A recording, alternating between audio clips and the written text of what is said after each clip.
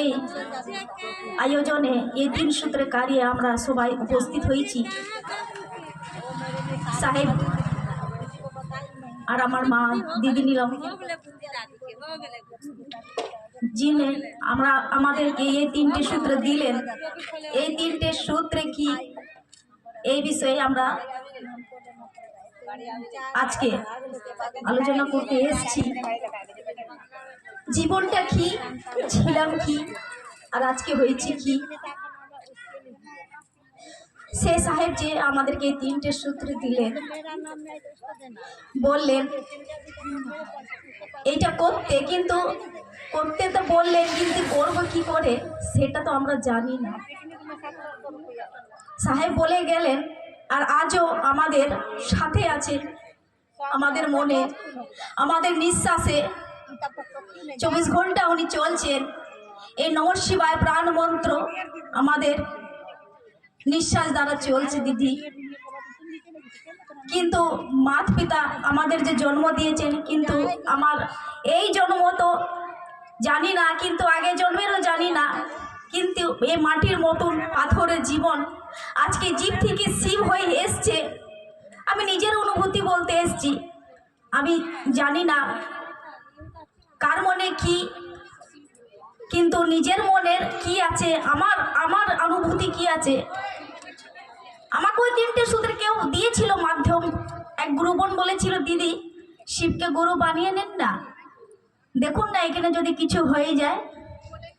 যেমন ডাল ভাত তরকারি আমরা খেতাম না, সেরকমই একটা ক্যালেন্ডার ছিল, এরকম শিব পরিবারের ছবি ছিল। বলতাম কি, 3টে সূত্র বলতাম, দয়া চর্চা নন, মানে যেমন একটা ডাল ভাত সবজি খাই তো পুজোর মতন এটা করতাম, কিন্তু জানতাম না 3টে সূত্র আছে কি, কেন করছি আর করবো বা কেন। হয় কি এই 3টে সূত্র করতে কি পাই আমরা 3টে সূত্র করলে? বলে কি, যখন ভালোবাসা হয় না দিদি, তখন সব গুরু বুঝিয়ে যায়। তো জগৎ পিতাই তো জগৎ গুরু হতে পারে, আর ছাড়া কেউ তো গুরু নেই। দুনিয়াটা মতলবী বেঈমান দুনিয়া। যাকে নিজের ভাববেন, যাকে নিজের করবেন, সেই আপনাকে ধোকা দিবে, আপনি দেখবেন। কিন্তু মহাদেব এরকম গুরু, আপনি বেঈমান করুন, আপনি ধোকা দিন, কিন্তু মহাদেব আপনাকে ধোকা দিবে না। ও নিজের করে থাকবে, নিজের তো নিজের স্বামী, নিজের সন্তান, নিজের ঘর, নিজের বাড়ি, কিন্তু নিজের গুরু তো ছিল না। কে বলতো? সাহেব বলেছিলেন না, বিবেকানন্দ এলেন, রামকৃষ্ণ পরমহংস এলেন, আর কত কত গুরু এলেন, কিন্তু কেউ তো বললেন না শিবগুরু।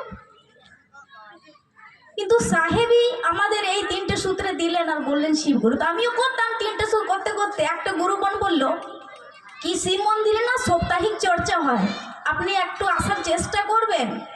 ঘরে বসলে কিছু পাওয়া যায় না, সত্যিকারে ঘরে বসলে তো কিছু পাওয়া যায় না। কিন্তু যে যেতে শুরু করলাম, 1 সপ্তাহ 2 সপ্তাহ 3 সপ্তাহ, এরকম দয়া হলো কি, টান হয় না, টান একটা যখন ভালোবাসা হয় এরকম টান হয়। যেতে যেতে যেতে মনটা মহাদেবের কাছে একদম সমর্পিত হয়ে গেল। না, যাব তো যাব, করব তো করব, কেউ আমাকে রোকতে পারবো না। কিন্তু করছি ভালো কাজ, কে আমাকে রোকবে? স্বামী যদি বলতো কি না যাস না, কি হয়, তুই যা মন্দিরে থাকবি, তো আমি তো ভালো কাজ করছি, আমি খারাপ কাজ করছি না, ভয় করবো কেন? খারাপ কাজ করলে তো ভয় লাগে কেন? আমি তো খারাপ করিনি, আমি যাব তো যাব। আমার মনে এই ভাবনাটা এলো কি না, আমি যাব তো যাব, করবো তো করবো, আমাকে কেউ রুখতে পারবে না। তো ওই জন্য আজ এরকম ভালোবাসা তৈরি হলো কি, চারিদিকে আমাকে রান্না করতাম বা কিছু কাজ করতাম, শিব চারিদিকে দেখা দিত। এরকম ভালোবাসা হলো কি আজকে পরিবর্তিত হয়ে গেলাম, জীব থেকে শিব হয়ে আও চলো শিব কি ওর।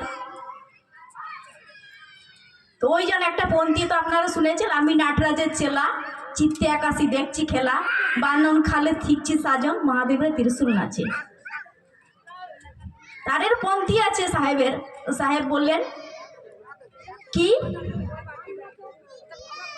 আমরা সবাই শিবের শিষ্য, আর আমরা এই তিনটে কাজ করব যেদিনকে শিব আমাদের গুরু হবেন। কিন্তু শর্তে এক আছে, কিন্তু আমার বেঈমানি চলবে না, ছল কপট চলবে না, ইমানদারি বাফাদারি আর সচ্চাই প্যার ভক্তি শ্রদ্ধা সমর্পণের উপরে এই তিনটে সূত্র করব। কতই দুঃখ আসুক কষ্ট আকুক ভয় করব না। আমার গুরু আমার সঙ্গে আছে, আমার সাহেব দিদি আমার সঙ্গে আছে। আর আজকে দয়া হয়েছে এই স্বামী আপকে নিজেই আমাকে নিয়ে এসছে কি আজ সারাদিন প্রার্থনা করছিলাম কি আজ আমি যাব তো যাব, মহাদেবের এইটাই দয়া। কিন্তু তখন আমার এই নিঃশ্বাসটা যতক্ষণ আমি ধরতে বাঁচবো, আমার মনের এই শান্তিটা তখন হবে আমার শ্রী সাহেব আর দিদি নীলা মায়ের এই কাজটা, আমার গুরু মহাদেবের কাজটা, তিনটে সূত্র যখন আমার স্বামী সন্তান আমার পরিবার আমার ক্ষেত্রে আমার এই দুর্গাপুর নগরটা এই পুরো বিশ্ব আমি যতক্ষণ ধরতে বাঁচবো এই তিনটে সূত্র পুরো করব, সম্পন্ন পুরো সফল করবেও। আর এই আমরাও আপনারা সবাই সাথ দিয়ে এই তিনটে সূত্র আগে নিয়ে চলি করি। এই বাণী এইখানে বিরাম করে ওনার